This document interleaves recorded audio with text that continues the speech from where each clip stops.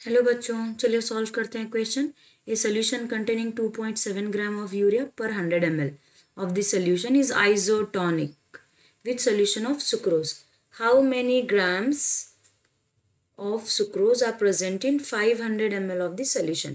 तो हमें सुक्रोज का मास बताना है और यहाँ पे हमारे पास एक इम्पॉर्टेंट कंडीशन दिया गया है, आइसोटोनिक सॉल्यूशंस। ठीक है, आइसोटोनिक सॉल्यूशंस कौन से हमारे, जहाँ पे हम बोलते हैं two solutions they have same osmotic pressure, उसे हम बोलते हैं आइसोटोनिक सॉल्यूशन प्रेशर। ठीक है, तो हम यहाँ पे कंसिडर कर लेते हैं osmotic pressure of urea equal to osmotic pressure of sucrose.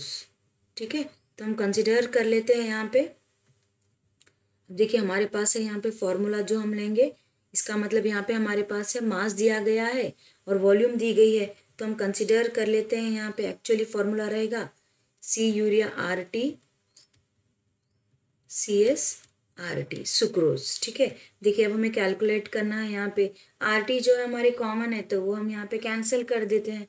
ठीक है, तो बचेगा क्या, यहाँ पे हमारे पास हो जाएगा ये मॉलिक्यूलर मास भी कंसिडर कर लेते हैं। ठीक है, तो उस तरह से अगर हम लेते हैं तो यहाँ पे हो जाता है, देखिए ये हो जाएगा, आर टी को हम कैंसिल कर देते हैं। ठीक है, तो कॉन्सेंट्रेशन हम जब बोलते हैं तो ये हो जाता है एन बाई वी। तो एन तो हमारे पास यहाँ पे नंबर ऑफ मोल्स है, मास बाई मॉलिक्यूलर मास हम कंसिडर कर लेंगे। ठीक है, उस तरह से ले लेते हैं। तो देखिए अब हम ये यूरिया का अगर कंसिडर कर लेते हैं तो ये मास 2.7 है, अगर उसका मॉलिक्यूलर मास हम ले लेते हैं तो 60 है।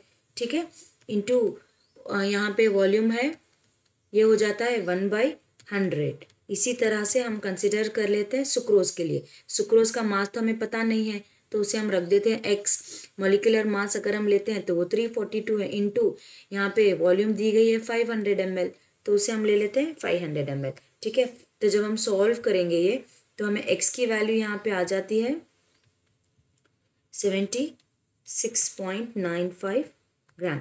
तो ये रहेगा मास ऑफ सुक्रोज।